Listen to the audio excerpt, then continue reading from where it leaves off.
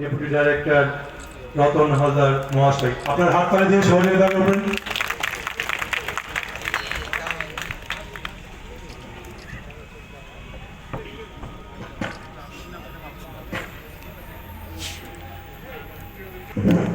বরণ করে নিচ্ছেন মাননীয় সুব্রত গুহ মহাশয়। আপনারা হাত তালি দিয়ে উৎসাহিত করবেন।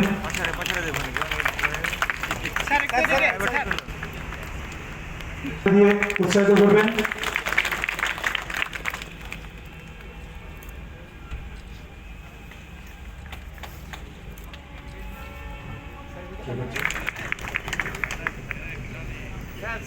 স্যার একটু তাকান।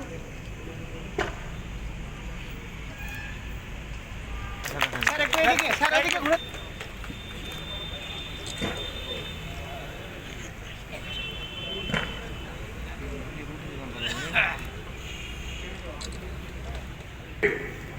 ইন্ট্রোডিউস করা হচ্ছে যেটি রসব উদ্বোধন করবেন। পরিবেশ দূষণের মাত্রা কমাতে বিশেষভাবে সাহায্য করবে এই বিদ্যুৎ চালিত ভেসেল এবং যাত্রীদেরও দেবে সম্পূর্ণ সুরক্ষা। এবং বোস 50টা গাড়ি এবং ফায়ার ব্রিগেডের এবং জঙ্গিপুরে ফায়ার ব্রিগেড একটা স্টেশন তৈরি করা হলো, যেখানে খলিলুর রহমান এবং জাকির সাহেব সহ সকলে আছেন প্রশাসনের।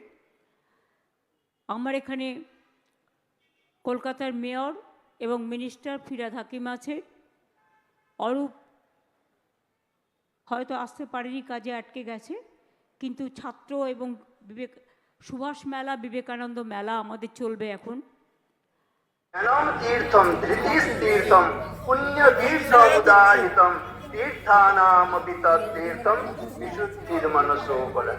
এই গঙ্গার স্নান করে আমরা বিশুদ্ধ হলে আমাদের নিজেদের জীবনের কল্যাণ, সমস্ত বিশ্বের কল্যাণ হবে, এতে কোনো সন্দেহ নেই। সবাই ভালো থাকবেন, সকলের মঙ্গল কামনা করি। দেবী গঙ্গা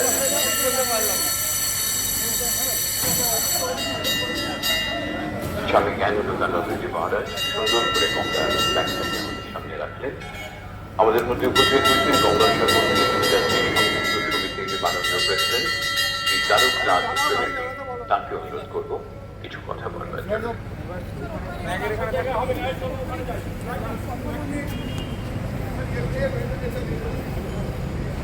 माननीय मुख्यमंत्री श्रीमती ममता बंदोपाध्याय जी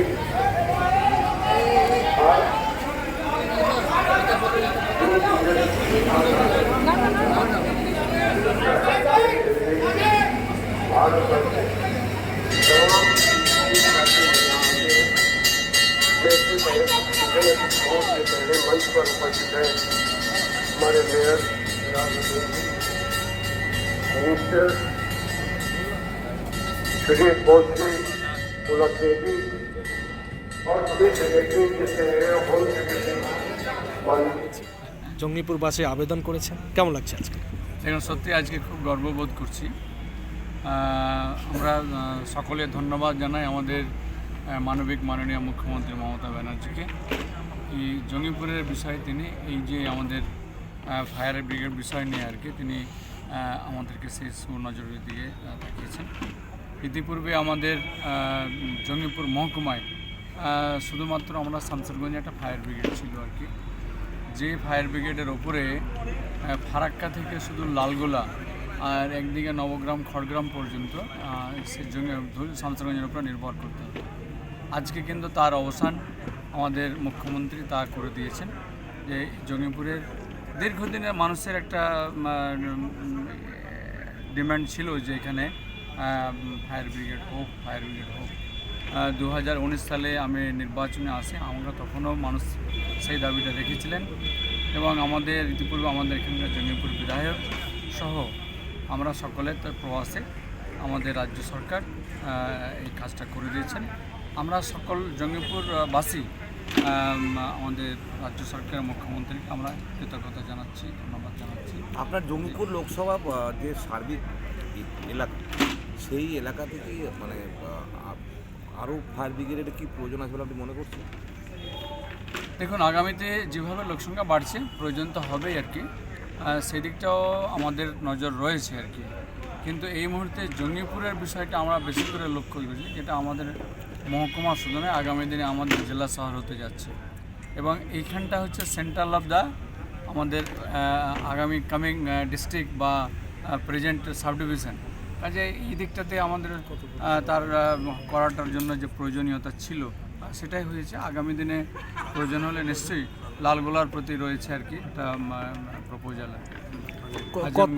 কত টাকা ব্যয় এটা নির্মাণিত হয়? এটা 4,56,00,000 টাকা ব্যয় হয়েছে আর কি, যেটা আমরা আজকে জানতে পারলাম আর কি। এবং আগামী দিনে এই মুহূর্তে 2টো গাড়ি রয়েছে, আগামীতে প্রয়োজন ভিত্তিক আরও গাড়ির সংখ্যা এটার কাজ আজকে এই মুহূর্তে শুরু হলো। হ্যাঁ এই মুহূর্তে কাজ ফুল ফ্লেজ স্টার্ট। মানে হেল্পলাইনে যদি এখন যোগাযোগ করে তাহলে তাদেরকে হ্যাঁ পাবে? সেই সার্ভিস দেবে আর কি। আজকে আমাদের জঙ্গিপুর বিধানসভার বিধায়ককে দেখতে পেলাম।